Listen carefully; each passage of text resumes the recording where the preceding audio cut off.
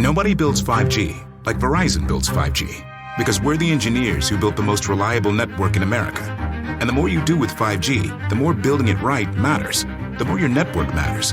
The more Verizon engineers going the extra mile matters. It's us pushing us. It's Verizon versus Verizon. 5G built right from America's most reliable network. Most reliable based on rankings from RootMetrics second half 2020 U.S. report of 3 mobile networks. Results may vary. Award is not an endorsement. This is Jordan Grace, and you're listening to the Social Suplex Podcast Network. BWB, this is One Nation Radio. You better get it right. Rich Latta, James Boyd came to give them life. The Blackest Wrestling Podcast has come to kick all ass and drop it 6 feet if they kicking trash. Word, let me welcome y'all to something different. And if you dig it, man, you should let some friends listen. We be getting it in, this on the regular, dude.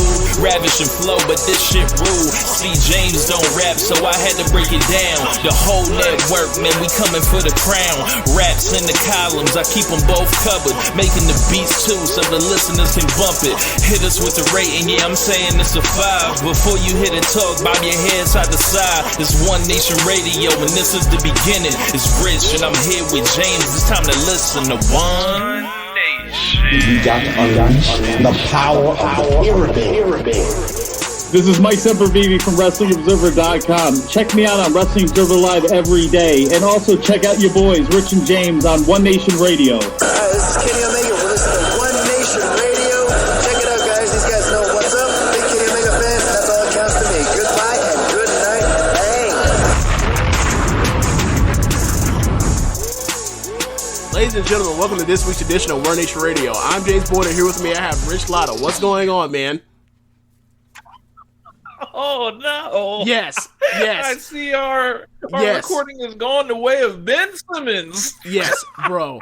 We recorded it did not show up. We were 20 minutes into an NBA playoffs section of this show, and then I look and I'm like, how come Rich's audio dropped out? Look, go through it, start it back up, still do mic tests. He still doesn't show up. Look through the settings. This dumb-ass app that I have just defaulted to your settings working every single week on a Monday or a Sunday decided, use a setting where it doesn't pick up Rich's audio at all. So we have to start over. We're going to speed through the playoffs to get to our point we were talking about.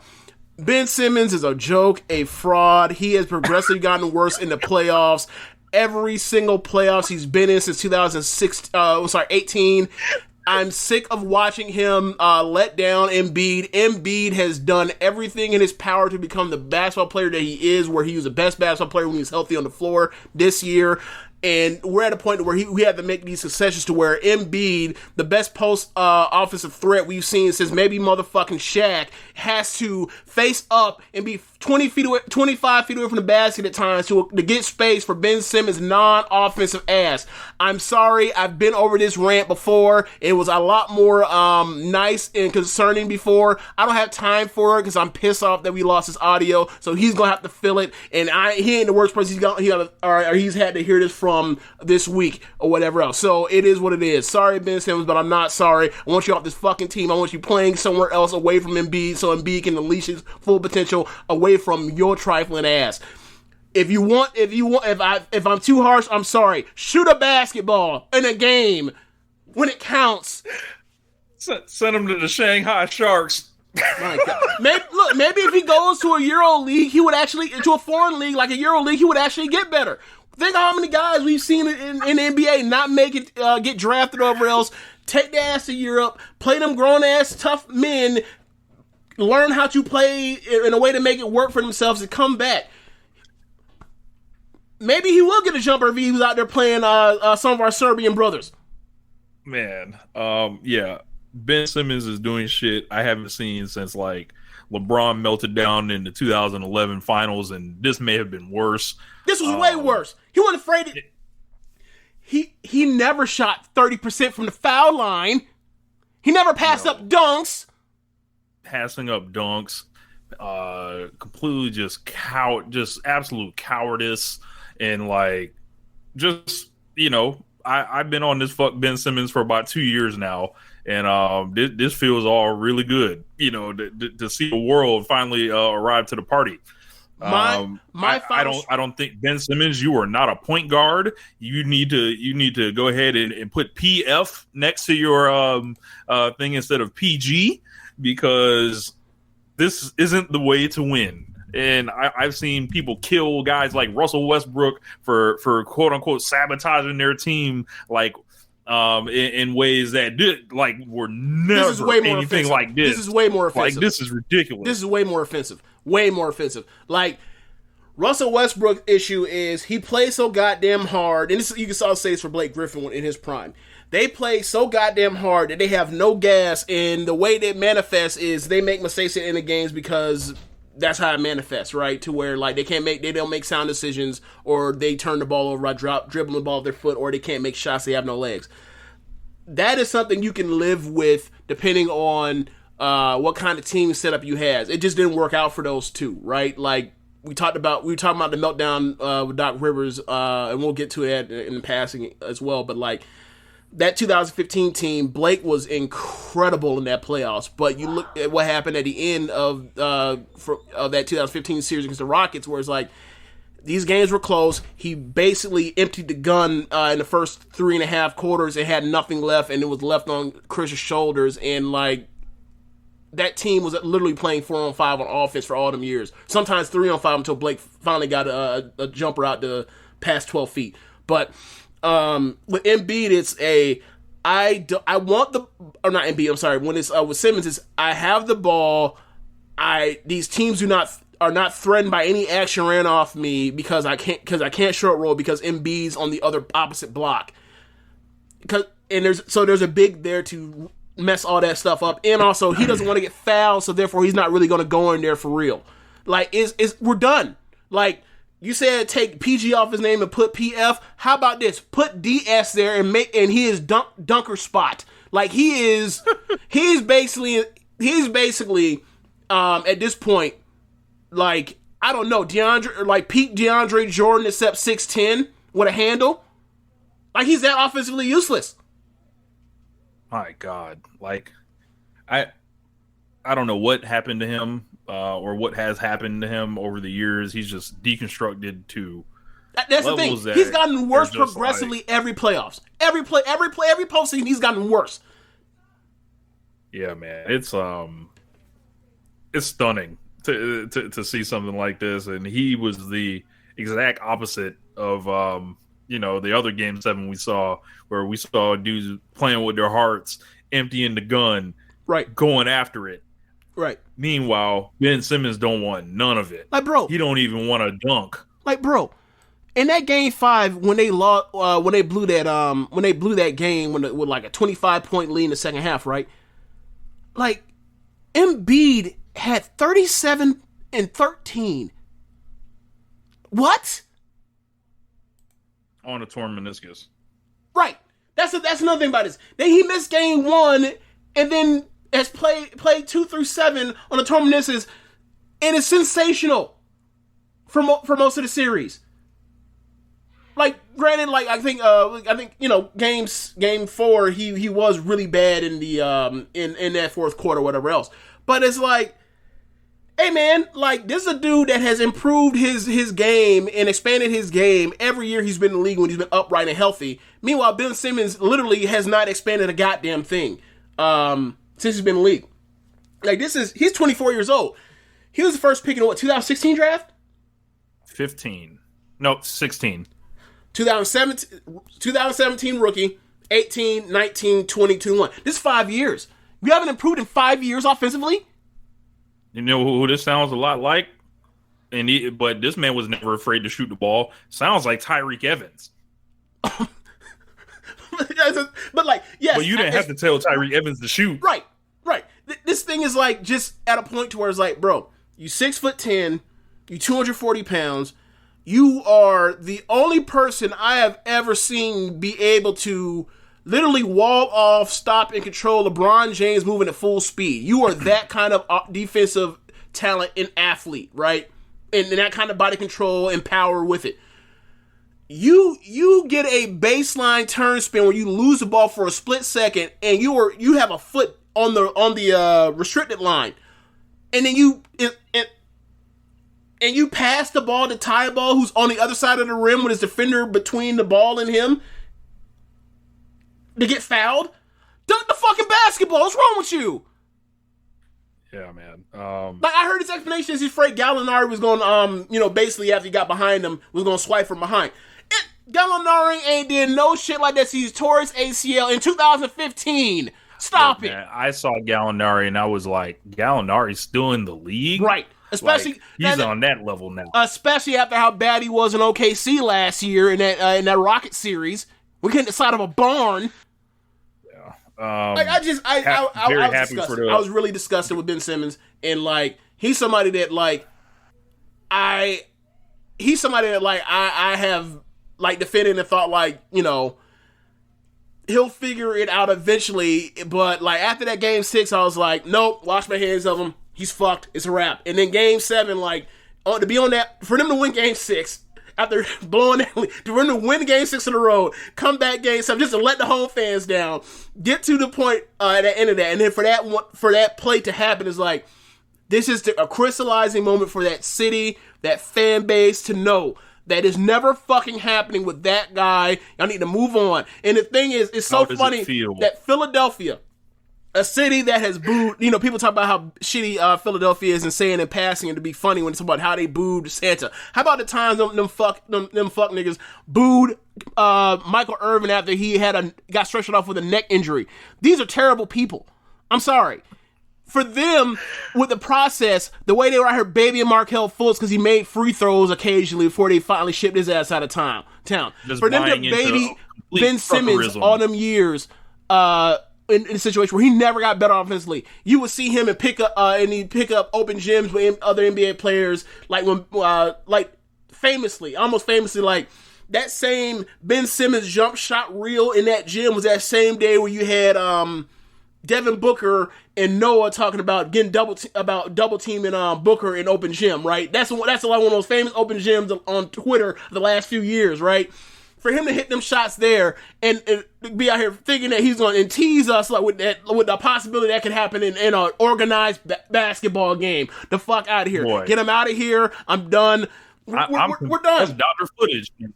That's doctor footage. Get him out of here. Get him out of here, send him to another team, make him a big, and whatever else. Like, for somebody to be that kind of defensive force to where he literally had Trae Young about to basically get clowned on Twitter for a whole week for how much he stunk up that fucking game, and then basically like nullify all the good work he did on defense by being completely just shooketh. Like, nah, we're done. Good luck for whatever team takes him for $140 million. It's a wrap. I hate everything the Sixers have stood for the last half decade. The losing, the fucking dorks, the geeks, the spreadsheets, the draft, jiggery and all the Sam Hinkie shit. Even though he's gone, their fans identified and identified themselves and bought into that, all that bullshit. It's over. Rich. Finito. Look, the Hawks have rebuilt themselves in half of that time while the Sixers were doing that shit, ruining these young guys' careers and turning them into fucking losers like Nerlens Noel and Jahlil Okafor and these dudes who have never lost coming to the franchise and they got their fans saying, oh, it's okay, we just gonna lose and not be competitive. Where's your heart at? Like, fuck all that shit. Like, forget that part. Yeah. Forget that part, right? You want to rebuild and stink? Fine. Do it like how OKC's doing. They made the playoffs last year. They have 500,000 draft picks in the next decade. Boy. There were ways everybody understood. Like, that's the thing where it got annoying on Twitter when people were like, you're just not smart enough to understand. No, we all understand. We just think there are ways, there are extra ways between we're going to flat out tank for half a decade or close to half a decade, and literally be anti-competitive, right? Like to try to serve your fans trash. Like you can absolutely go be a place where like we have some young guys and we will turn them over, and we'll have like one veteran star, and we'll stink for a couple years while we get all this draft capital up to start, moving up drafts, getting the next disgruntled star, whatever else. That's what OKC's doing. No one's complaining about OKC. They made the playoffs last year while tanking. You could have done this.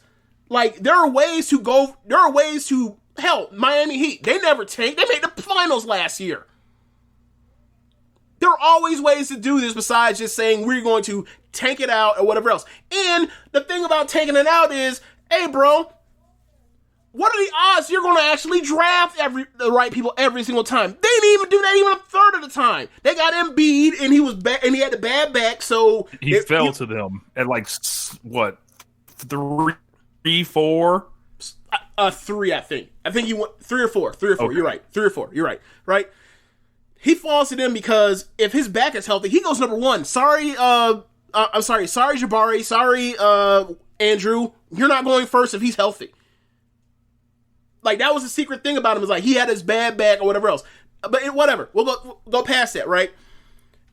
All you have to do is draft all you have to do is with the first pick draft Jason Tatum instead of I'm sorry. All you have to do is stay at the third pick and draft Jason Tatum. All you have to do. All you have to do. The way that Ainge fleeced them, bro. If Tatum is there, they won a title by now. If Tatum is there, they would have won a title by now, right? If Jimmy Butler doesn't leave, they probably have won a title by now. Look, Jimmy Butler knew. Look, I bet if we got a Jimmy Butler off the record interview right now, he'll tell you about Ben Simmons. They didn't want to pay him. Yeah. How'd that work out? You don't want to pay Jimmy Butler after he had a 40-point triple-double in Game 6 of the NBA Finals, one of the greatest games of the last decade. You didn't want to pay that guy. But what you will do is max out Ben Simmons and pay him $150 million for the next 5 years or whatever else. When he's afraid to get... Look, we have seen people be afraid to be fouled. We have never seen people be afraid to literally hold the ball and breathe below the free throw line like him. Like, we've seen Blake Griffin in playoff games be afraid to be fouled, right? Yeah, you can say that. Especially early on, especially like the 2012, 2013 years, like when Del Negro was still running around or whatever else, right? Hell, Shaq didn't want to get fouled. Rhino didn't want to get fouled in playoff games. They weren't afraid to be on the court and dribble the ball. So this is now like our second segment, and we have basically. I think this one was actually better. It is. I was just like furious, but all right. So I'm not even gonna go to the Doc Rivers thing. We talked about that. Whatever else. He's had a disaster in the playoffs. This is just the latest one. The title. This is the newest one, and this one he went back to back with him. Back to back. Boy. So, as far as moving on to the East Conference Finals. Shouts out to the Hawks for getting it done. Yeah. So you think this series? I was basically dismissive, saying like, "Hey man, I think the Bucks are going to smoke the Hawks." You think it's going to be competitive? We gonna see, bro. Like I just don't think they match up well with them, especially as far as size, and like they have nobody that can stop Giannis. Not a soul. I don't think the Hawks is gonna be trying to play to stop. He ain't afraid. He ain't afraid to breathe while holding the basketball. So yeah, like I just feel like the Hawks have like they've really introduced themselves. I think to this new like national kind of spotlight. You know, look at the teams that are left, and it's like a lot of new faces. Collins is cool. Trey's cool. Herder got this for the rest of his life. He got that. Oh yeah, he's good. He's good in the A forever. Yeah, he got it for the rest of his life. I think that the cool thing about them is like they haven't had home court advantage. They knocked the 1 seed off, so it's like they'll go in there your building and play you and maybe beat you. So like, you know, I don't think it's just this walkover for the Bucks, but the Bucks very happy that they made it this far. in some ways, I can't be sad that the Nets lost, because some of the stuff that I thought the Nets was doing, like the way all these players tanked and like tried to get to that roster, like Blake Griffin, James Harden showing up out of shape and forcing his way to the thing. I didn't like it. Like, and I thought it was just, I thought it was when I hear about people cheating the game, like that's what cheating the game feels like. Like you don't like. No, it's anti-competitive. It's all that. It's just like they just thought all this shit was that easy, and maybe it is. But like, this is what's waiting for you on the other side when you come in heavy and all that. All of a sudden, you got to play yourself back into shape, and then them hamstrings don't fire up. Then you're doing all this load management or whatever. All these taking these games off, sitting out, and everything, and then you waiting to fire up, and then it just ain't there. You land the wrong way. And some of that stuff is maybe you can't really control it, but it all kind of looks funny when you add it all back up. Steve Nash, just roll the ball out. Oh, you think it's that easy, huh? I mean, it kind of was. Like, we're talking about like 2 inches on some big ass feet. And it's funny. Like, I didn't realize how big Kevin Durant's feet were. And I was like, oh yeah, okay, but whatever. Like, what I will say about that is, like, look, the Harden thing, he clearly tanked. I don't really care. Like, if this guy doesn't want to play there anymore, you don't want to play there anymore. Like, make the trade. Like, bro, they could have had. Word was Philly could have had Harden for Ben Simmons. Can you boy? Like, God damn it! Like, if James Harden if they could just get James Harden. For Ben Simmons, you pair that with Embiid and Seth Curry, you might have a title right there. Whatever. But I think the thing is, like, the Blake thing is different. Like, at least I feel that it's different. It's like, he was on this team, he's in fucking Siberia, he never wanted to be traded there, he got screwed over for being there anyway, he tried hard, he had injuries or whatever else. I watched with my own 2 eyes early at the beginning of the season, and like, he looked more done than Westbrook did at the beginning of the season. I was like, the fact that he was able to contribute anything in the playoffs is shocking to me. Now, people are saying that he's sandbagging and this and the third. Of course, that man didn't dunk for 2 years. Bro, he had so many surgeries on his lower half that is like, I think he just got healthy. Especially, think about Blake Griffin, what we've seen of Blake Griffin over the years. Like, I've never considered that dude to be a tanker. Maybe I'm giving him too much credit, but it's like, I've seen how hard that dude played in his prime. I saw how hard that dude was out there playing in fucking Detroit of all places when he was healthy.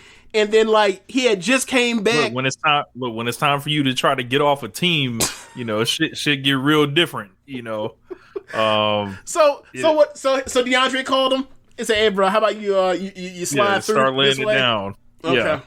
The calls were made. The Rock Nation had picked up the phone. And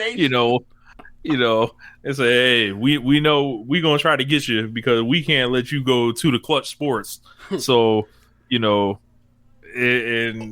I think on the flip side, I think it'd be remiss if we don't talk about Durant. Yeah, man. I think that this last week was the best week of basketball. All world. I think this last week was the best week of basketball he's ever played. I don't think I've ever seen him better. This man, off the Achilles, this man has defeated an Achilles injury. What? That's the craziest thing about it.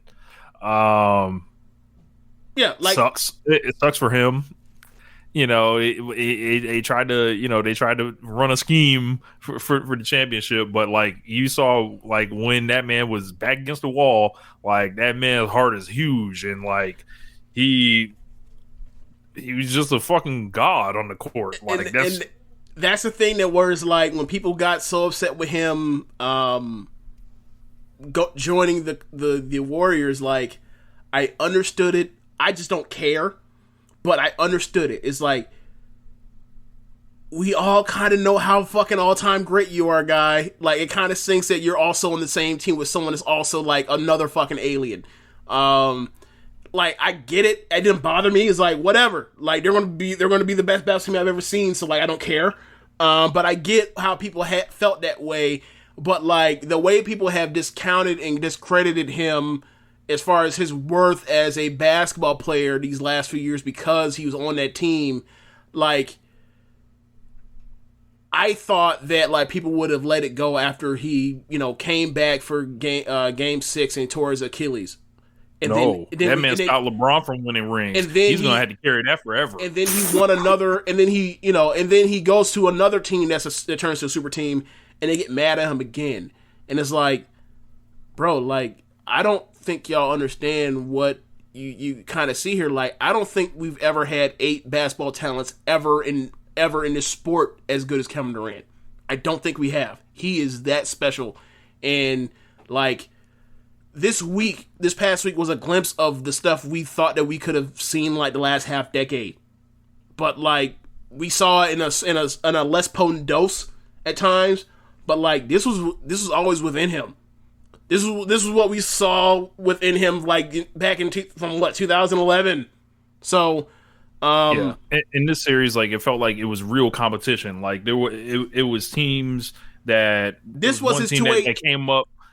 It was like a team that has come up and did it like the right way, like with the Bucks and all that. And then you got your super team with the Nets, and then the Nets just start one by one kind of falling off, and Durant evens it out. And it's like, man, like I feel like the real competition like has been missing in the playoffs, like outside the finals, pretty much this whole last decade. So like this felt really good to watch. Yeah. And like I just thought it was fun. And like to see like him and PJ Tucker, and like that's crazy thing about it is like PJ Tucker and Chris Middleton are like, if not for them, granted he scored damn near 50 twice. So like I understand it's like, well, they scored 50 on him. Do you watch the fucking game? They are exhausting that dude to get them buckets. And he's still just getting because he's incredible. He's maybe the greatest shot maker we've ever seen. So it's like, if not for Middleton and Tucker wearing him out the way they did throughout the game 7 in those 48 minutes, like Durant probably goes nuts in overtime and wins. He exhausted him to where he had nothing left in overtime. And I don't think that should be a shame. Or if you're someone that's saying that he didn't score any points in overtime, and makes him you're a fucking moron. You're a moron. He went out firing. It wasn't like he didn't take a shot. It wasn't like he ran from it. There was nothing left he had. It wasn't like he choked. Right. Like even though he like airballed the shot at the end, I could really care less. Right. Like at that point, right. Like that was you're not supposed to make that shot. No way. Yeah, and he made it just like 5 minutes earlier. Right. Like, right. Like, one thing I'll say about this series that I enjoy, like that game 7 reminded me so much of like some of those like long main event championship matches we've seen over the years in Japan, where it's like, the ones I love, like look how desperate and exhausted these people are just trying to not lose. The will to win is so high. I love it. And to see like Giannis like he's about to fucking drop. Chris Middleton, like Jesus Christ. For respect. Chris Middleton is out there. I think he played like 50 something minutes of that game. After PJ Tucker fouls out, he's the one that has to guard Durant. He's making buckets in overtime. Giannis is out here fighting his ass off, like posting up at the end in crunch time, a fourth quarter overtime on the left block, which is like we know how hard that is to do, and he's still making shit happen. Like Drew Holiday, after stinking for most of the game, making those 3 straight baskets in the crunch time. Harden's out there on one fucking leg, playing like 51 or 52 minutes. Actually, I think he only missed like 30 seconds of the game. Like all them dudes playing their hearts out, and then like to see Ben Simmons on the other side of the bracket with that bullshit. I'm like, get the fuck out of here. But yeah, man. Like, you know what I just noticed? It's a lot of mama mentality dudes left. Right. Book. Yep. Giannis. Yep. Trae Young. Yep. I can't think of no Clipper. Like, oh, don't do that. It would be Kawhi. Don't do that. It would definitely be Kawhi. You know that. He just hurt. He's not in the series anymore. Do you think he tore his ACL? That's what they said, but I don't know. That man always broke up. Well, this is what they say. There's an ACL injury, but no one will confirm or deny whether or not it's an ACL. Okay, if they lose the series, they'll confirm it. No, but I mean, like, it's a ligament, so you can sprain your ACL. It's just normally whenever someone has an ACL injury, almost it feels like 9 times out of 10 it's like, nah, that shit just ripped. This shit's actually just torn. But yeah, it's just, yeah, man. Like, I think that I don't think it's coming back. I don't. Like when he didn't travel, I was like, ugh. Like that's not like keep that man at home. That's not like it's some long trip either. Like that is like, I mean, from hell, think about it. Like Chris Paul still owns his LA house. He still lives in LA. He didn't move. Like he flies out every single time from Phoenix back and forth. Like that is so for him to be like, nah, I'm not making that trip is like, that's kind of ominous. But yeah, man, like Devin Booker was sensational in Game 1 against the Clippers. Paul George was also great in the first 3 quarters of that game. I think he ran out of gas from having to carry, which is like this weird thing where it's like, what is it with like somebody being a great player, which Paul George always has been a great player, but once you make them not the guy and like mentally they know they're not the guy, like when he's playing with Russell or he's playing or Westbrook, he's playing with Kawhi, that makes you like, I know it's to try to, you know, make the team be better, but it's like, bruh, if y'all both gunning if y'all both gunning, y'all gonna be better. Like it's like the only time I've seen it really work where it's like someone actually legitimately takes a back seat and it works out is like Wade, but like that was forced upon him because like his athleticism and his knees just clearly just went on him after 2011. Like he had to make that concession. That concession was made for him by God. It wasn't like he was like, you know what, I can still do this. It's like, nah, bro. Like I kind of need to take a back seat. Like when Kobe didn't take no back seat. Obviously he was younger and full of piss and vinegar and a mean son of a bitch. But I think Steph took a back seat.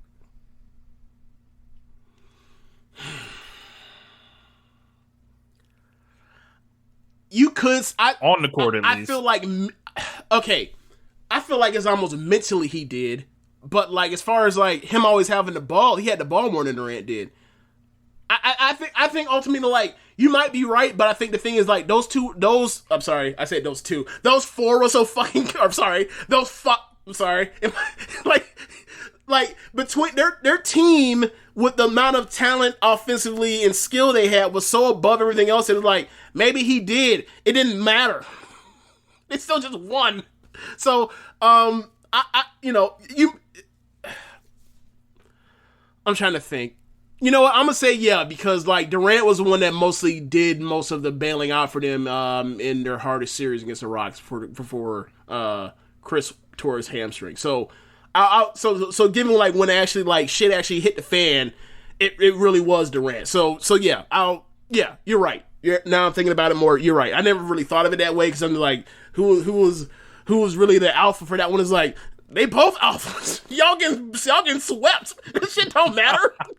But yeah, I'm just really excited for the series. For the Bucks, I'm really and I think. What will be your finals picks? Mine right now will be Suns in Bucks. I think I'm right there with you. Suns and Bucks. I can't ever pick the Clippers for anything. It would just go against everything, quite frankly. So I feel like the Bucks should be the favorites. I think they're the only team left that has been hardened through losses, and it feels like the old way, like they're breaking through each step to get a little bit closer, and then they finally get there.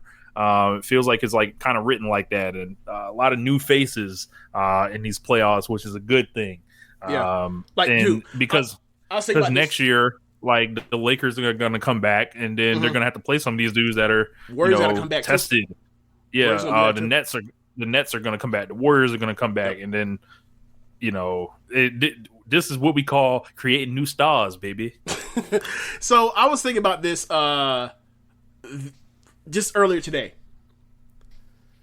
how pissed does Devin Booker have to be that like he very much is on that same thing with Kyrie, was like great watch, great stats, bad team, start out your career. Are you a point guard? Are you not a point guard? Are you just a guard? Blah, blah, blah, blah, blah, size, da-da-da-da. Makes people decide that you are this, instead of that, right? And then it happened earlier, and then kind of same situation. Like, obviously it's a bigger deal that LeBron ends up in Cleveland, but like Chris Paul ends up in Phoenix, and the team is now very good. Like, Devin Booker has to, like, I think he signed a Nike. He has to have his own shoe in, like, the next 2 years, right? Yes. Like, them shit's gonna sell like hotcakes. Like, his game is... You know what? And remember might years even ago, get I was something like, more unique going for himself with the car thing. Like, he's doing these things, pulling up all these old schools. Oh, you mean like whatever? He might get a commercial. Oh, you mean being something. you mean acting like a person, like a young man from Mississippi with a lot of money? You mean acting like himself? Yeah. Like, Yes. I remember seeing him pull up the Staples, and he had an all black Grand National. I was like, huh. I was like, oh yeah, he's from Mississippi. Yeah, that'll happen. That happens. But yeah, I remember watching him early in his career years ago, and I was thinking to myself, like, you will see the numbers, the 70-point game is when people will point to, but it's like, you'll watch him and it's like, dude, he's special, but like, he's on this bad team, and you were talking about how teams built, you killed the process before, and you're like, this is a team that built the right way. Like, this is a team that got Booker, then got Ayton in that draft. That's now like, Ayton went first, and that's in front of Luka and Trey. But it's like Ayton has now developed so much where it's like you just shrug, like like people will still clown like the Trey Luka thing, but it's like they traded out and they still got, and all three of these dudes gonna be all stars. Like, it's not like you drafted Darko or some shit, right? But I just think that it's really cool that, like, this team built this way. Booker was the first person there. Like, he was miscast, and he had to play point guard because of his size. And he was really a score first person with that range, with that handle, with that mid-range game. And then he gets Chris Paul. Ayton develops. In comes Crowder. Bridges gets better. Etuan Moore comes in, and, like, this team just fits so well together. Cam Johnson off the bench, like, this team fits well together. They're smart, and like I feel like, depending on Chris's health, going forward, because he's 36 and he's 5'11", like, this team can be a contender for the next two years or so, maybe 3 years, like, depending on how this all runs. Like, I think that he's that special of a talent. I always thought it was like, I understand we talk about people would have numbers on these shitty teams, whatever, but like, he looks like somebody if he was if he was in the playoffs, he was never gonna be scared, and like, he's been better than I thought he was gonna be in the playoffs. So I'm super happy for dude, and like, they better get them shoes ready for that dude. That dude can make a lot of money for whoever, for Nike. He really could. It's real easy to do well for yourself as a star shooting guard, and people like you. Because I don't think people ever really like James Harden like that. So like, there's money to be made. There's no foul hunting. There's no foul hunting. Like, the game, like, it's a more aesthetically pleasing game. It just is. Like, is Kyrie Irving better than James Harden? No, but Kyrie Irving plays a style that is easier to watch and more fun to emulate. It just is. Like, I think that James Harden has as big a bag as pretty much anyone ever in NBA history. But, like, the foul hunting is something that just pleases so many people and disgusts people. So it's like, I get it. I get it if you don't want to wear no James Hardens. And also, like, Adidas ain't really made that many good basketball shoes as, like, the D Roses, in my opinion. But, like, whatever. I wouldn't even know what to do with somebody if they showed up in the James Harden shoes. I'd be like, so what do you play like? Like, so I can't expect no help on the defensive end? Oh, okay. Got you.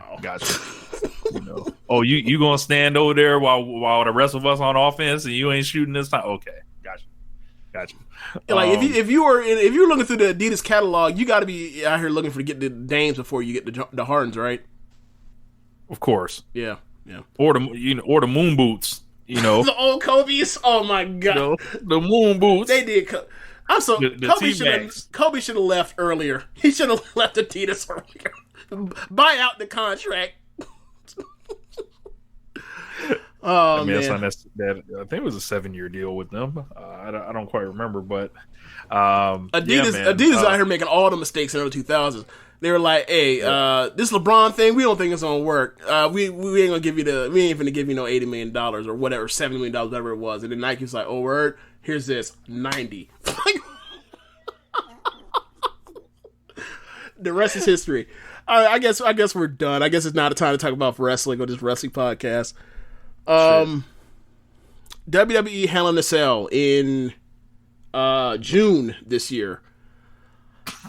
Oh man, this show was a perfect encapsulation, in my opinion, of what we talk about seemingly like every quarter with WWE. These wrestlers, God bless them, they try so hard, they wrestle so hard, and then it's time for the executive producer, the show writer, to tell them to do stupid stuff that is off-putting to the fan base and makes everybody's effort feel like it was a waste of time. At times, like that Charlotte and Rhea match was very good, and then that finish was stupid. The main event Hell in a Cell match was very good, and then it was such a deflating, cheap finish in a 6-month feud. It was like infuriating. The only thing that truly was bad on this card, as far as the wrestling in the ring, was the Shayna and Alexa match. But like, you knew that before going in that was gonna stink. So whatever. Hypnotism, whatever. What are your general thoughts on the show, Rich? I watched the first 4 matches, and then I had kind of heard about the other 2 matches, and I was like, you know what, fuck it, I'm not subjecting myself to it. I'm not gonna watch this terrible DQ that just like makes no fucking sense, and they can't figure out who the good and the bad guy is in this feud. And apparently, the good guy is supposed to be Rhea Ripley. Whatever. Then to hear they're doing distraction roll up finishes in the Hell in a Cell, I was like, I'm not gonna do it. No, fuck you. Then they have the fucking voodoo with Alexa Bliss, and she's forcing Nia Jax to slap the Reginald dude. I mean, Reginald normally in a way anyway. So she was doing the arm stomps and all arm stomp. You saw it. I said arm stomps. The arm stomps. You watched it. So it's like she is basically like working her over and beating her up, and then she's like selling it and no selling, and then Shayna's like, oh, so that, all right, how about I break up the next joint you have. Like, she just kept going. She kept going like, I will go piece by piece on your arm until I eventually get you to sell, and I can win. And then eventually what happened? She was undone by the show writing, by the script. Like, I'm sorry. I feel bad for Shayna too.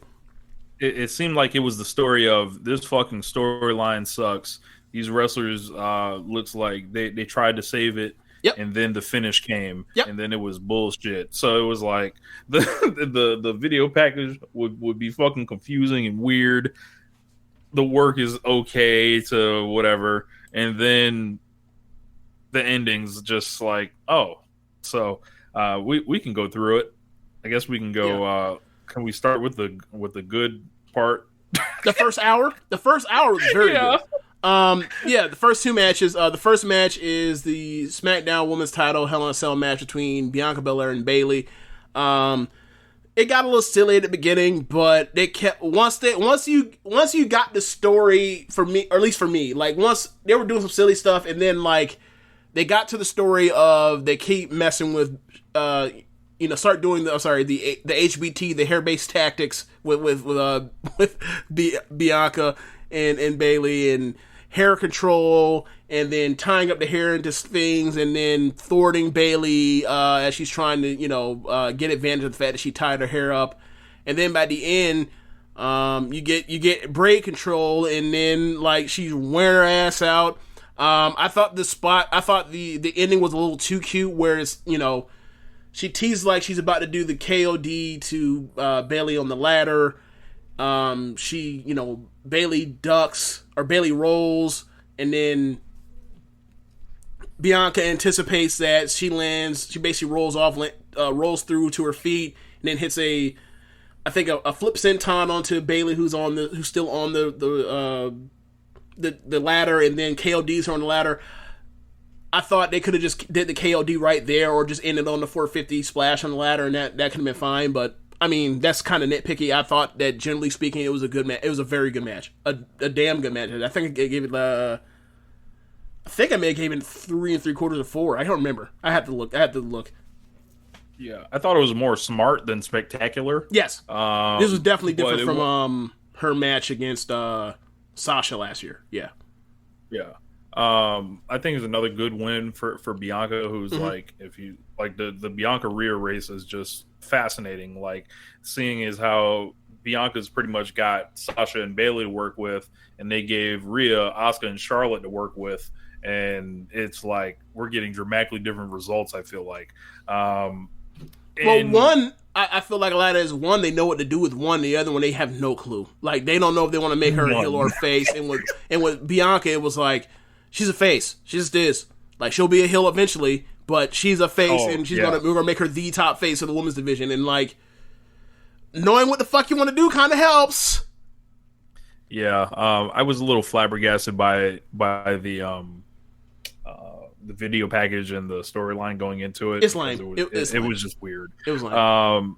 But I think they wrestled about as good as they could to get around that. Bianca Belair kind of gave me a vibe. If she keeps doing more of these Hell in a Cell matches, maybe she could be like the Undertaker of women's Hell in a Cell matches, just because she's like strong and tall and can throw people around and shit like that. I think that may be a good way to go with her. But it's so funny because she like be smiling but be whooping ass and shit, so it's funny. I'm gonna edit this off before the Sasha fans come for you, so just let you know. Like, well, you know, just physically, you know. So like, no, okay. So how about we this? Somebody has to be the Undertaker of Hell in a Cell. Someone has to be the Triple H Undertaker, meaning like they both the two people that did the shit the most. Like, if you want to say that one of the, without deciding which is which, you want to say like the two most prolific Hell in a Cellers, sure. But don't come out here saying that Sasha ain't the one for Hell in a Cell. They'll come for you. If it's anybody that has been a Sasha Banks stand on this show, it's been me. So I know. I'm just trying to make sure they won't catch you lacking. That's all. Yeah, I'm sure. I'm sure they will. You know, try to come and take it out of context. But check the archive, hoes. So, you know,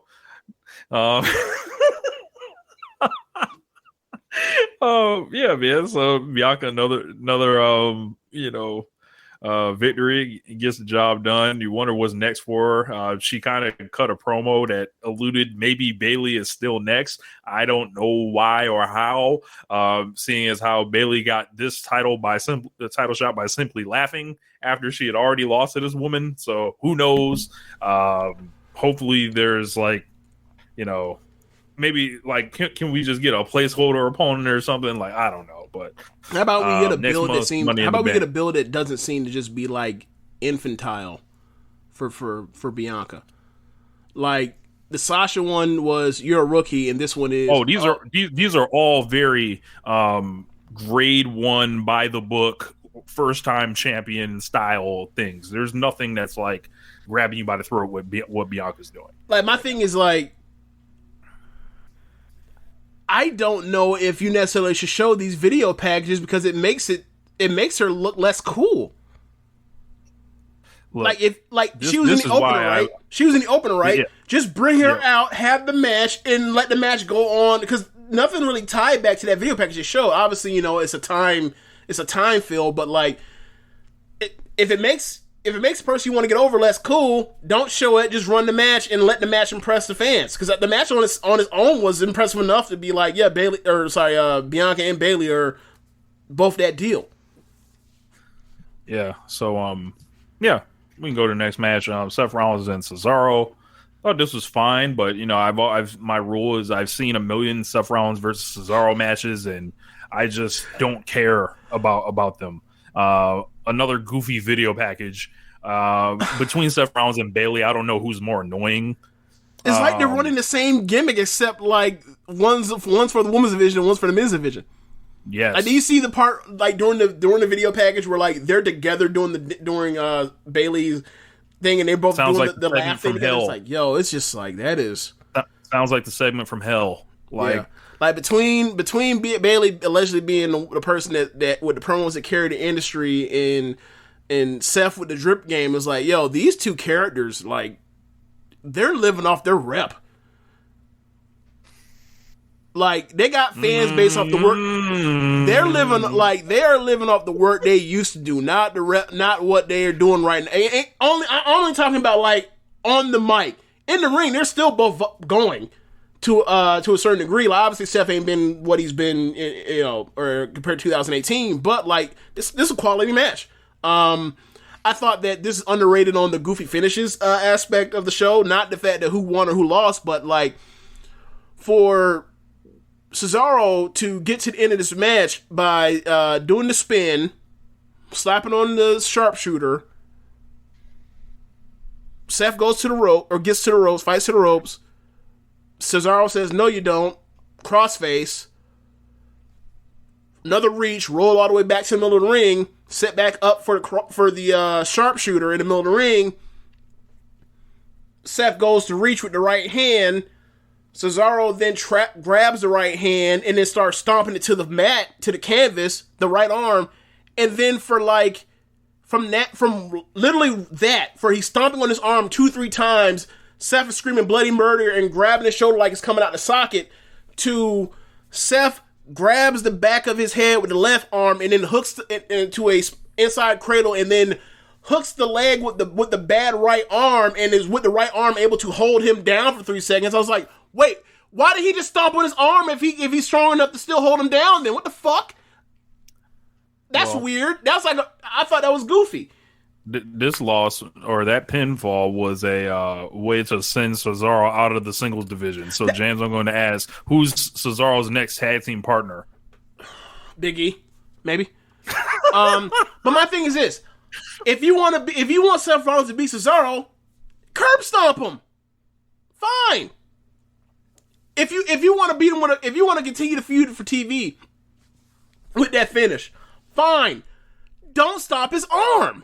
What do we do? What? Why? He has a. How do you hold a grown man down after you just with one arm after you just beat that arm up? I thought y'all said that y'all have psychology and tell stories. That's a poor one. Yeah. Yeah. I don't know. It's hard for me to care. Like I feel like Cesaro has been like they gave him that little push to heat him up to have the title match. Now they're sending him back right down the way he came up through Seth Rollins. I understand, I understand the jadedness, but like that is good booking. Like you want someone to get a title shot, you build them to get a title shot, and then if you're not making them a champion, you beat them and then you move them back down from where they were. Like that's most I almost said possessions. Most promotions do that to make a challenger. No, I'm saying that because these people thought Cesaro was about to be a main eventer out here. Well, those are people that are what's the word? Sycophants, apologists. Nah, man. Yeah, man. I have too many war wounds to believe that. Yeah, I've seen this movie before. Ends on a cold day. Yeah. Ends with a cold day, exactly. Yeah. And I ain't then falling for the man in the tailpipe. Alexa Bliss versus Shayna Baszler. My God, I don't even know what I saw in this. I saw hypnosis. I saw voodoo. I watched the video package and I was utterly baffled. Like, I saw her earlier in the show in a pre-tape. Alexa is on a swing, and I'm like, what? This is my first time actually seeing the gimmick, like, in, like, really watching the show, not seeing clips of it on Twitter or whatever. Gotcha. This is just like the presentation, how they want you to see it or whatever, right? And I'm just like, so she's not a child? That's what y'all are, like, saying? Like, no, this is a child. No, she's a child, and because she's dressed as a child, a number of scumbags are throwing views at this because they're pedos on the low, and like this is problematic. It's hella problematic, and like we've been pointing that out since, and everyone's been pointing it out since day one, but people don't want to listen to it because like they just want to be creeps. They'd be like, so we're the ones that are the issue, not the WWE for like putting this out, not the actual, like, I don't know. It all looks fucked up. Let's just say that. Like the whole thing is like if you wrote out that storyline in a vacuum, it's like, okay, so we're gonna put an adult woman who is small, and like for years have had like a lot of the males in the fan base like gawk at her because of how petite she is, then dress her up as a girl, and then like the YouTube numbers run. It's like I'm kind of disgusted with the fan base, to be honest with you. The company's already made that concession, so it's like, and did you expect them to do better? Like they do shows in Saudi Arabia, but like, come on, like this is awful, and like anyone trying to defend it is like, yo, bro, like y'all, I don't rock with you. I don't. I don't. Like, if you were listening to the show and you're on this Alexa Bliss as a child vibe, hey, bro, kindly like press stop or pause on your device and delete this podcast and like unsubscribe because I don't want you to support us. Like, no disrespect. If you go on that side. This Alexa Bliss stuff, I feel like we need to make sure there's not a blue dot on your home. You know. Oh my god. I need to check and see if make sure there's no registry involved with your name. You know. This was trash. Just the lowest of the low. Is the Fiend going to win? Yeah. Like, is the Fiend going to win back to back for 2021 on our put him in the coffin? Is he going to win back to back years? I'm sorry. Is they going to win because now the Fiend is also Alexa? Yeah. So they. Yeah, it looks like they maybe running away with it. Bro, worst WrestleMania match possibly ever, and then like the worst match on this pay-per-view. Like the Fiend is just worst gimmick. Bro, one of the worst gimmicks of all time. It's like we've been, or it's like somebody told y'all this. Sami Zayn and Kevin Owens. Another in the infinite chapters of Sami Zayn versus Kevin Owens. Is it weird? Right. Is it weird that like I've seen them wrestle a lot more, or at least I feel like I've seen them wrestle a lot more than Seth and Cesaro, and like I'm finding them more interesting to watch? Yes, infinitely. I wish that they would make Sami Zayn and Kevin Owens do all the gimmick matches. Like, when you pull up SmackDown, know your role, and then you go to match types, and there's like all of them in the big wheel. Like they need to do all the match types. We need to see Sami Zayn versus Kevin Owens in a casket match. They need to bring out that Johnny Gargano gimmick wheel from yes. Halloween Havoc from last year. We need to spin the wheel, and every week they do a new gimmick match: Hell in a Cell, casket match, ladder match. 2 out of 3 falls, submission match, I quit match. So everything. So word is, or at least I heard that something along the lines of like this is on the borderline of almost being a Hell in a Cell match. And they decided to go. I think they decided to go with Bayley and Bianca. So, I mean, it is whatever. Eventually we'll get one in a couple years. Eventually between those two. Really enjoyed the match. The story where they were telling with Buddy Thorne the tongue and spike or whatever else 2 days before, so twice in the Nigerian nail. It's tongue and spike, like whatever, same shit. Like Nigerian nail. Sure, the Nigerian nail. I'll be sure to remember that when next time I watch. What's his name? Commander Aziz. Commander Aziz. Yeah, I'll be sure to remember that next time I watch him wrestle. So yeah, he's selling the effects of the Nigerian nail. I almost call him Nigerian nightmare. That's Kamaru's. But yeah. So once he hit him with once he hit him with the double N, he was selling this move. So, or hit him twice, so he was selling it. So, like, he went into a weakened state. There's a part in the match. Do you think he was actually hurt? He hurt his arm on that dive from Sammy catching him? Because I thought for a split second, like, oh, he got me. He actually got me. Yeah, I think he's just a great seller. Yeah. Like, so match continues. They start working on his arm. They get to a point where they start beating the crap out of each other with headbutts and then forearms and fists. And I think he's working over his arm at one point. And he ends up getting a free spot with his corner kick and ends up getting the win. And I think that was like the first time Sami Zayn is like, I think it's like his fourth win in like 3 years, some shit like that, in a singles match. Wow. I heard Sami Zayn hadn't won a match since like October or some shit. Yeah. But I'm saying, like, this is also like his fourth singles win in like 3 years, some shit like that. Remember, like, when he came back from 2000, was it 2018 when he came back? And he remember, like, he was doing all that jobbing and doing the Vince McMahon anger therapist stuff, and then the anger therapist basically being his voice, his sounding board for his discuss for the fans, and then he did that Lashley thing with John for Lashley with Max Caster, and like he was, they put him on tag teams and made the IC champion, and then like he never beat anybody while doing that stuff though. Like the match he would be winning would be like multi-man matches and tag matches.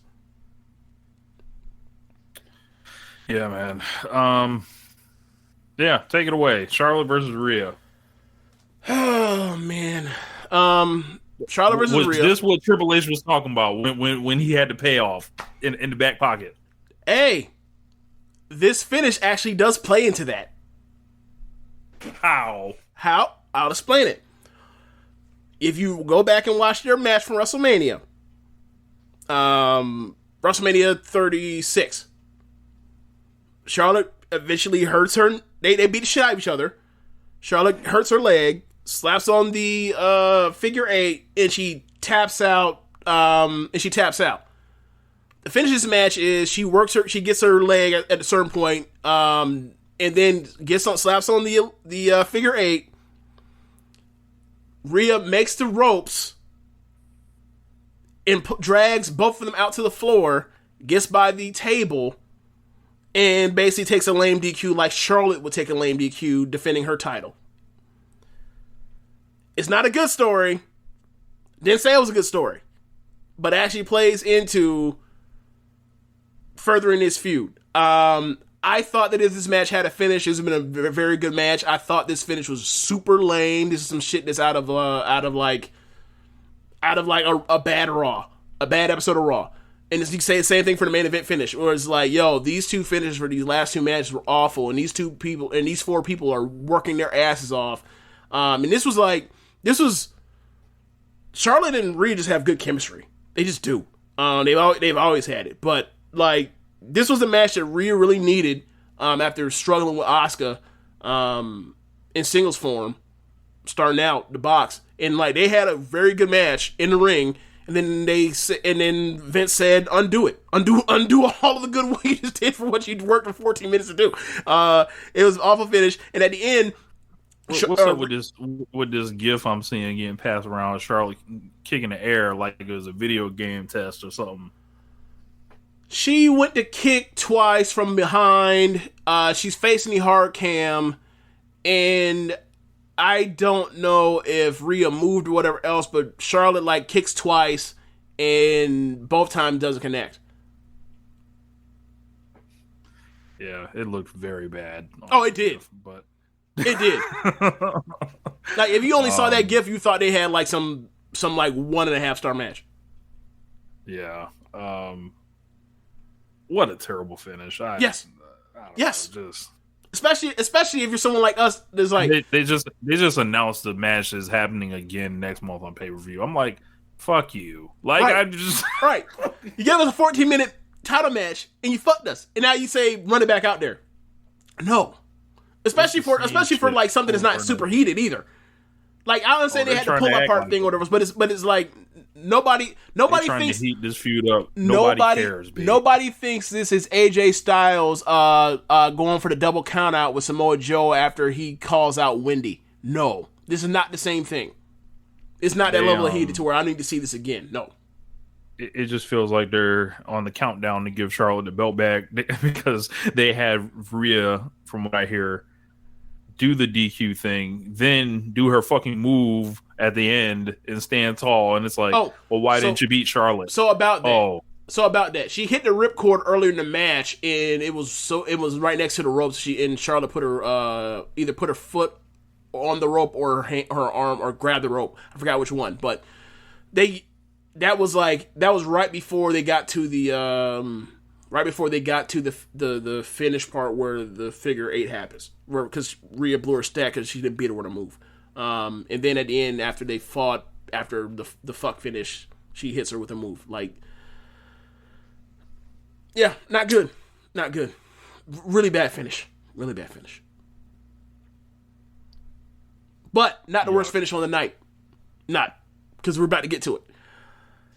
WWE title Hell in a Cell match. The champion Bobby Lashley versus the challenger Drew McIntyre.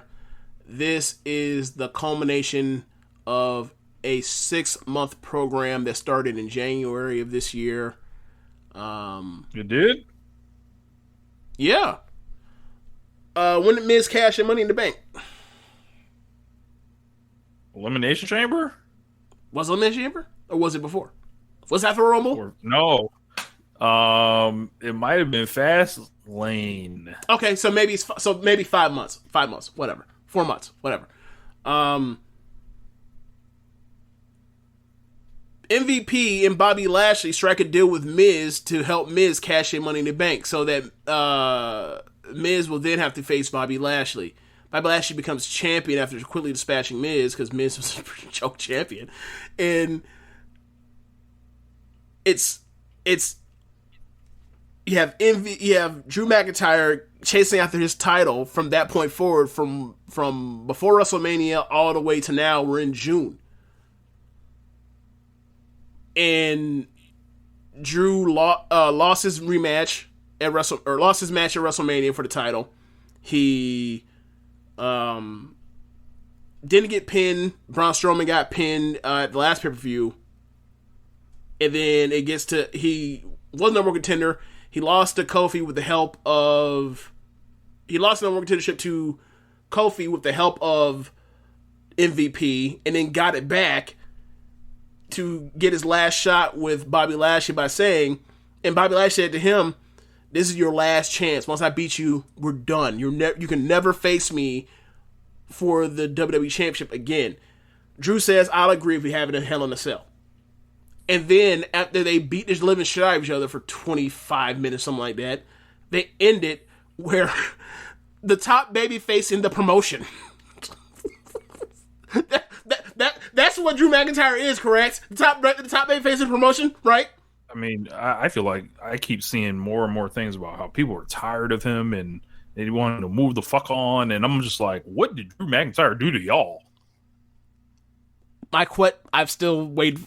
Is there another babyface that's a bigger babyface than him in the promotion right now? I would say no. Okay. The top babyface in the promotion loses in a 25-minute championship blow-off main event match on a pay-per-view by having his foot grabbed by the fucking ref, or sorry, by the ops manager, and he turns his back to the op, and then the op schoolboys him for the 1, 2, 3. That is such a lame finish for a program that you've built for months. Nothing fucking matters. And bro, like they beat the shit out of each other. I would seriously suggest going back and watching that match. It's a 4-star match. I said go back, watch that match, watch the dude. Okay, so you know how they talk about, like, who was a baseball scout that talked about how Bo Jackson, like the sound of the ball hitting his baseball bat, he only heard that kind of sound come off a baseball bat 2 times ever. The Negro League player Joe Gibson and Babe Ruth, and then Bo Jackson. Those are 3 people you ever heard that kind of. All 3 brothers. Right. God damn it. So, anyway. James, how do you celebrate Juneteenth? Watching NBA basketball. The sound of Bobby Lashley cracking the kendo stick across the traps of Drew McIntyre, they sound unlike any other kendo stick shots I've ever heard. They didn't crack, they thudded. And then I'm thinking, like, these are light shots. What's going on? And then you see McIntyre's back, and it looked like he got sliced the fuck up by Freddy Krueger. And I'm just like, yo, I thought he was hitting him light. No, he's hitting him harder than I've ever seen anyone get hit with these things before. And I just didn't recognize because it sounded different. Yo, I really enjoyed the match. Those two worked really well together. Another instance of Drew McIntyre just doing God's work. Everybody hates him. I don't get it. He's been on top too long. He has no edge. WWE's bad at babyface characters. Yada yada yada. I get it. I don't care. Like, the dude comes out every big match, and works his ass off, and has a great match every single night, every single pay-per-view. I don't care. Y'all don't like him? Let him go. Yeah. Like, let him come to AEW. I love to see him wrestle John Moxley. I love to see him wrestle Kenny Omega. I love to see him wrestle Phoenix, Pentagon, Eddie Kingston, Payak. I love to see him wrestle them dudes.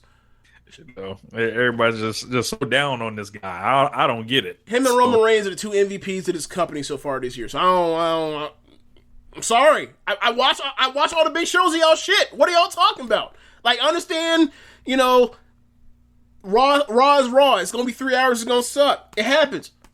I understand that SmackDown is gonna be the same thing you see every single fucking week for 2 weeks, for 2 hours every Friday. I understand that.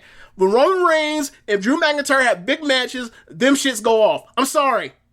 Depending on the level, do they go off on the level of some New Japan shit? No. Do they go off on the level that representative of, do they go off to the level of main roster, main event, big match wrestling historically? Absolutely. I'm sorry. Those are the two. If you're tired of them, turn the fucking show off. Like, if you are tired of the Horsewoman and Asuka and Bianca and Rhea and the big dog Roman Reigns, the Tribal Chief Roman Reigns and the Irish whatever they're naming Drew McIntyre, I'm sorry. If those are the people that bother you on this show with the effort that they give out, turn off the fucking show. What are you watching for? Because everything below them all fucking stinks to some degree. Aside from, like, Rey Mysterio here and there and a few little acts here and there. Everything else is way below the bar. Sorry. I watch this shit every single week. It's always the same names that are having the best matches or doing the coolest things that I see.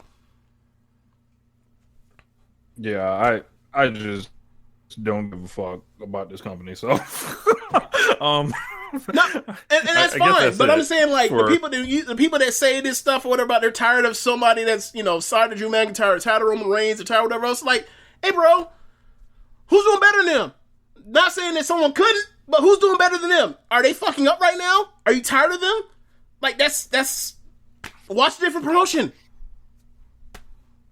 They can't be bothered to do that. I watch different promotions. All I do is watch the pay-per-views and the big matches that come through on TV that I'm here to go watch. My relationship with WWE main roster is so much better than it was 3 years ago. So much better. Or 4 years ago. So much better. Man. Incredible. Yeah. So, yeah. I don't know. Overall, up and down. Those finishes stink. Yeah, absolutely.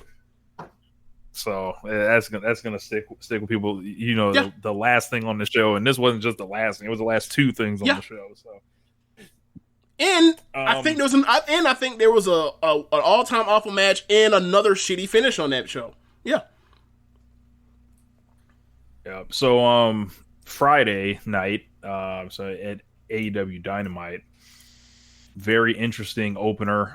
We got the MMA cage fight between Hager and Wardlow, and this thing was a blast. It was serious. They did it to where it felt like a really big match. It was fucking comedy at certain points. Oh God! And they took it serious too. So they played it like straight throughout, like the entrances. They showed the split screen, when they first came on air, like Hager and Wardlow all walking out. They had Spears as Wardlow's cornerman. Jericho was Hager's. They came out and kind of played it straight in the first round. Like they were, throwing blows and attempting submissions and takedowns and stuff. It was worked MMA, but it was fun. So fine by me. So like the second round is when it all gets like fucking crazy. Like there's a part where Wardlow gives Hager the fucking Seth Rollins buckle bomb into the fucking cage. I fucking howled when that happened. Wardlow then gave him a Hurricane Rana and then speared him or whatever. So Wardlow's like shoeless, Hager's in full fight gear or whatever. And it's really entertaining and really fun. I love the presentation of it. It was just them doing something different. They had a real octagon out there. So it wasn't like some fake like fence or whatever. So it was the Lion's Den. Yeah, it was not the Lion's Den. Oh, it wasn't. Okay. Nah, they had a real like, it looked regulation, So eventually Hager got the triangle choke applied, and he ended up getting the submission because obviously he can beat Wardlow because Wardlow's not a fucking MMA fighter. So that it all breaks down pretty much. The shit was fucking hilarious between rounds. Jericho's advising Hager, and it's like, what the fuck is Chris Jericho telling you what to do in an octagon? Like, I don't, I'm sorry. I know it's an audio medium. When Rich said that, what is Jericho gonna tell him to do? I literally raised my right elbow and point my left, like hit him with this juice effect. Get him the fuck out of here. That's funny. So it all beat that breaks man down. with an MMA finish. Yes. It all breaks down. So like after the submission, like Spears attacked Hager, and then Jericho jumped in the octagon. They have a big brawl. MJF runs out and he attacked Jericho's elbow. He puts him in the submission or whatever because Jericho's still wearing the fucking thing or whatever. Dean Malenko came out to stop the fight. MJF punched Dean Malenko or they whatever. Still using Dean Malenko? Dean Malenko out here, and then Sammy Guevara's music played, and he ran out. He hopped over the octagon, and then they announced Sammy Guevara and MJF for next week. So why hasn't, now that this is the second time they have used Dean Malenko as a bit of a hostage or collateral damage, right? When is Inner Circle or Tony Khan gonna pay for that man's like security or protection? Okay, because you can't be letting that dude like use you as like emotional ransom all the time like this. So Malenko ran out with others to break it up or whatever, and he just happened to get caught by MJF. So what I'm saying is Tony Khan need to pay, or Inner Circle need to pay for his security so that like this no longer keeps happening to where the babyface get their asses whooped. I'm tired. After watching WWE, I'm tired of hearing about babyface getting their ass whooped. I watch that once a month.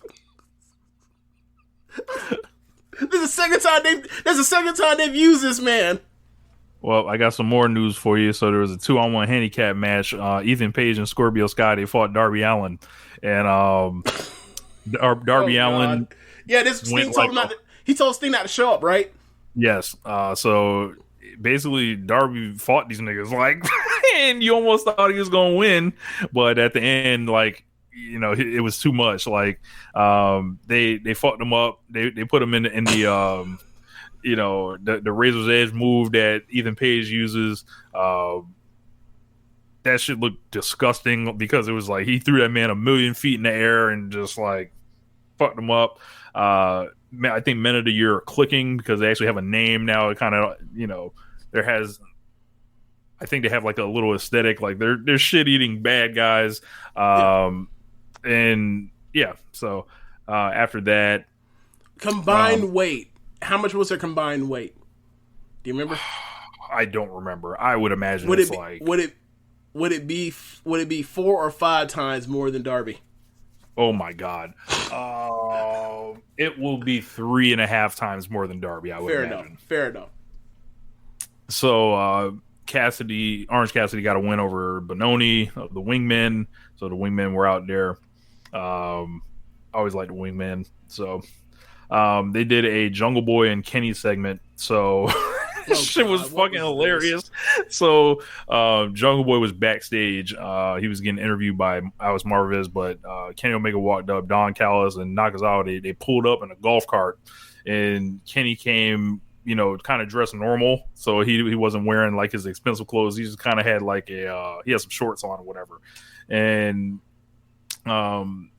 he said, Jungle Boy, what's up? Why don't we just, go ahead and run it right now and backstage. And then Jungle Boy was like, I prefer to, fight you next week or whatever. And then Kenny said, free punch, gave him the setup or whatever. But Michael Nakazawa then attacked him with the laptop, and Kenny beat his ass, and Omega and Callis escaped on the golf cart. And the funny shit was Michael Nakazawa tried to get in the golf cart with him, and Kenny used his foot and kicked Nakazawa out of the golf cart and drove off. So they still got Nakazawa out here dressing like an IT guy. Yes. All right. And that man's an assistant. I need to see the video of this man kicking him off so they can get away faster. That's hilarious. Yeah. You gonna weigh us down, baby? Like, nah, stay in this ocean. Yeah. We got to get the fuck out of here. Yeah. So I then nodded off slightly. So these 10 o'clock Dynamites, and this was after I got my jab on Friday or whatever. So I was like, I'm a little sleepy. So I wake up at the very end of the Cody and Brock Anderson against the Factory match. I didn't really see much of Brock Anderson, but he ended up getting a win over Aaron Solo. So up next, Andrade El Idolo had a sit-down interview with Jim Ross. He said he chose AEW because there are many stars, but he's a superstar. He talked about the championships in AEW, talked about the TNT title, world title. Said he's working with Vic Guerrero because she's experienced and she's a Guerrero, so they have a great connection. But we have to wait because they have a surprise or whatever. Was a surprise that Charlotte was going to do the double moonsault and then the kick spin back elbow? I hope not, because she does it a lot worse. That double spin, it was not smooth, that double moonsault. But the spin back elbow was actually there, though. I wanted to start doing hammerlock DDTs. Damn. Look, I'd rather see her do that than that what's it called? What's her flip spin move? Cutter. Natural selection. Which one? Hammerlock DDT or natural selection? Come on now. Well, the DDT might be taken in the women's division. You never know. So, by Alexa Bliss. Yeah, So, I'm sorry, the Fiend. So Hangman accepted Hobbs' challenge for Saturday. So that Saturday is Omega and Jungle Boy, Hobbs and Hangman. Are the two big matches. Is it me, or does it seem like this coming Saturday show is more loaded than the previous shows? Yes. Okay. Saturday has an 8 o'clock time slot, so it's almost like a regular week, but not. We out here but not trying all the way. So these last 4 weeks, I think they were solid, but they weren't like they were experimenting. They were putting new people in spots to try shit. Like the next match, we got Penelope Ford versus Julia Hart. So Julia Hart's been from AEW Dark. She's with the Varsity Blondes. Oh, the cheerleader woman. Okay. Yes. Okay. Penelope Ford ended up getting the win. Wasn't anything too bad. It was all right. How is Julia Hart from what you've seen of her so far? She's fine. She's 19. So oh shit. Yeah. So and she may not have that much experience either. So 19. If she was in Japan, she would have tons of experience. That's what I mean. I don't think she's been at it for that long. So so this part pissed me the fuck off. So Britt, I think I don't know what the fuck they're starting her title reign off with, but Britt and Rebel were doing an interview, but Vicky interrupts them. She's not happy because she wants the title around Nyla Rose's waist. Baker and Rebel pretty much just laughed Vicky off, and then Vicky was like, what you laughing at? Like, I brought Andrade to this company, and Tony Khan told me like he owed me a favor, so I was able to book myself a match. So it's going to be Britt and Rebel versus Nyla Rose and Vicky Guerrero for next week. I don't know if this is a swerve, but I don't even care. Why are you advertising Vicky Guerrero to wrestle? Okay, so correct me if I'm wrong. The last time that Britt and Nyla wrestled was the Eliminator, right? Yes. And Nyla won, right? Yes. I don't know, man. You think they're actually going to build to? Are they actually building that, and this is the way they're doing it to build time, or what do you think? I think eventually we're doing a singles match where she gets that win back. Right. I don't know. Okay. I don't know what the fuck this is though. Something a way to get to it without beating either one of them. Yeah. Like they'll be Rebel on a heartbeat. They don't care. They at least I think they don't. I forgot to mention at the end of the Penelope Ford and Julia Hart thing, Miro came out and he asked Penelope Ford where Kip Sabian is, and he mocked Penelope, saying, he told the Blondes to leave before he attacked them, and then Miro and Pillman got into it, and they booked Miro and Pillman for the TNT title Saturday as well. Okay. So at the end, it was Matt Jackson, the Good Brothers, against Eddie Kingston, Penta, and Frankie Kazarian. Nick Jackson was not at ringside to begin the match. He came in at the very end. Callis was on commentary. This was still have okay. that hair and beard? I couldn't tell. He had a hat on. Okay. So I'm pretty sure he does. So so this was cool. So like I like the team of Kingston, Penta, and Frankie because they're all kind of badasses from all different worlds, kind of. Frankie is like got new gear. He's wearing pants now. It's funny because people have been calling him, like, since Moxley's not around right now, he's essentially just playing Moxley now, which is fucking hilarious. But yeah, so this was all right. This was like he call himself what? The Elite Killer? He's the Elite Hunter. The Elite Hunter. Okay. The Elite Hunter. Okay. So there was a couple good hot tags. Frankie did a good hot tag here. Matt Jackson was carrying his side. Carl Anderson was pretty good too.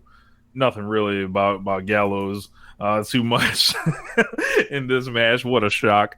But they ended up, Nick Jackson ran out. He caught Pentagon with the aerosol can, sprayed him, and then Anderson hit the top rope stun gun for the win. So Carl Anderson with the win, and then we go off the air with who'd he pin? Nick. He pinned Pentagon. So we go off the air with everybody standing tall at the top, the Bucks and Good Brothers and Callis. I was like, okay. All right.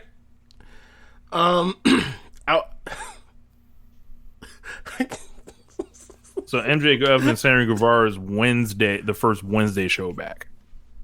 Okay, so that's okay. All right.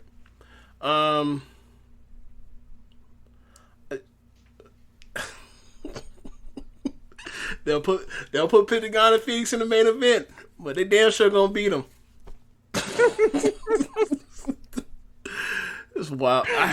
That's always gonna irritate me. Oh, it's always gonna irritate me. Like, can they at least win one? Something that even resembles a big match. All right. Is that the end of the show? I think it is. All right. Unless there's like, Big Dave gave Tommy and Shuri 5.5. Oh shit! That yeah. 5.5 stars. The word is this is the first time Meltzer's given a women's match 5 stars or better since 1995, which is just like, okay. I'm not exactly like the greatest Joshi historian in the world, but like, There have been some great fucking matches, namely from Meiko Satomura over the last 25 years. Just might have wanted to have watched those, maybe, just maybe. Yes, really strange. I don't know, man. Like, obviously, this is gonna get a lot of eyes for Stardom from Western fans. It definitely came in time with them having the English feed. My only regret is that B previously wasn't in the match at this point. Now I need the full Bushiroad synergy from, where there's a white person involved. So like the Joshi gatekeepers could be furious about it, and God. We need that dynamic in this. I'm trying to think who would have to be in the match for B Priest to have a 5-star match with someone. I'm trying to think of what level of wrestler this person would have to be. Because she had a 4-star match with Will Ospreay, so I don't know. It might only be Kenny and Shingo at this point. but yeah, it's cool. I don't think it's a 5. I didn't write it down as a 5-star match. I think if it had a finish, I may have gone 5 stars with it. But I don't know. It's really weird. Like, I don't think it's the greatest Stardom match ever, but whatever. Like, and the funny thing is, like, the match that I think he's only given 4.5 to. Just like, what? Like, he gave one of those Mayu and EO matches from 2016-17 4.5, and I watched that match. I'm like, nah, bro, that ain't no 4.5 star match. That's at least 4 3/4. But yeah, man, it's cool with the hell of a promotion, but I hope get more eyes to hardcore fans, like, because he, like, it's not even just the 5.5 that he gave the match. It's like the rest of that card. He have a lot of, like, I think he gave like every match like 3 or 3. He gave like every match like 3.5 or something like that. Yeah, he gave a couple 4s too, I think. Yeah, he gave the Cinderella final. He gave 4. I gave that 4 flat as well. I think he gave like there's something else he gave, something way higher than I gave. I think he gave like the first the semifinal match between Himeka and Kamatani like 3 3/4, and I was like, nah, that's not that bad. That wasn't that good. But yeah, he really liked that pay-per-view, I'm sure. So we'll see how that goes in the future or whatever else. Stardom actually retweeted One Nation, or not One Nation, Social Suplex tweet for our podcast last week talking about the pay-per-view in that match. So that was kind of cool. Like, Jeremy was telling us that, like, he's wondering why, like, the account blew up as far as likes and retweets. But yeah, man, so we all that are back this week. Nah, we ain't talking about no. We talking about some bullshit. Well, I mean, there's nothing to talk about right now. Like, look, we do this show on Sundays and Mondays. The show's on tape delayed. There was these Road 2 shows. Like, the shows got out today. Like, I wasn't able to watch them. Like, we'll recap them next show.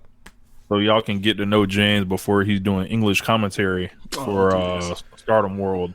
Yeah. So can you imagine how bad I'd be doing live commentary for wrestling? Oh my God, that'd be awful. I'd be awful. Oh man, you can do it. Can't be that hard. I think it's a lot harder than people give it credit for being. I just need to give you some Fire Pro matches, and you go ahead and practice on those. Practice on like, I'm trying to think of like what, I don't even know what I would watch to practice that kind of stuff. But whatever, it doesn't even matter. It's not happening. Well, I'm going down this hypothetical with you. It's ridiculous. Let's get out of here, man. Let's end the show.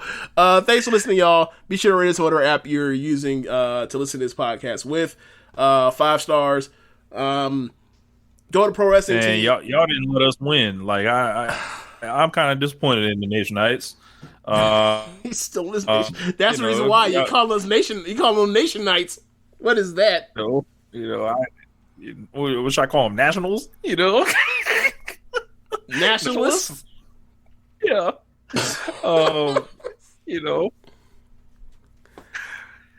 can't believe y'all let us down. What was it? What y'all ain't like? I don't know, man. I don't know. We might have, we may have, gone too far away from the main roster. I don't know. Too many good matches? Maybe. Is that it? Yeah, keep in mind, like, some of the people, like, we just picked it based off just the super talented and, like, talent and also relative push to the companies they're in. Like, yeah, we understand that Ricochet is one of the top 25, 30 best talents in the world when it comes to pro wrestling, but, like, Buddy on main event, that's, you know what I'm saying? Like, yep. Like, it's easy to forget how good a lot of people are. So, I think we should take that. I think I'll try to remember that when we go into next year and we do the draft. Is like, gotta kind of remember, like, this person ain't really getting pushed or done anything all that compelling in a while or whatever else. I think next year we might have to rethink what we do with drafting so many Joshi. So I'm just saying that we can just let it be okay with the draft and getting away with like a Rhea Ripley and the Thunder Rosa, and it'll be okay. Like, we might just need a flat out woman star, or a top woman star on the state side, and then worry about like the Joshi thing for the second match on the card, or something like that. I don't know. Yeah. Like, anyway, it's crazy. It's crazy, man. It's crazy. We drafted Shuri and she like has a match that has 5.5 stars, and it's like, oh. We're like finished third in the fucking thing. It's like, okay, whatever. Yeah, we know what we were doing. Anyway, hit up the Red Circle. Drop us off with a donation. Also, be sure to go to ProWrestlingTees.com/Social Suplex and pick up some official Social Suplex Network merchandise. Also, listen to the other shows on the network. Like this show, One Nation Radio. You have Keepin It Strong Style. You have Grumman Wash's shit. Ricky and Clyde's wrestling podcast actually on hiatus for now, but when it comes back, we'll be sure to plug it. Well, we just kind of already did, but whatever. The Grave Consequences podcast, 8-Bit Suplex, All Things Elite, and Great Match. Thanks for listening, y'all. Later. One more thing. Okay. If y'all ever feeling like Ben Simmons, don't.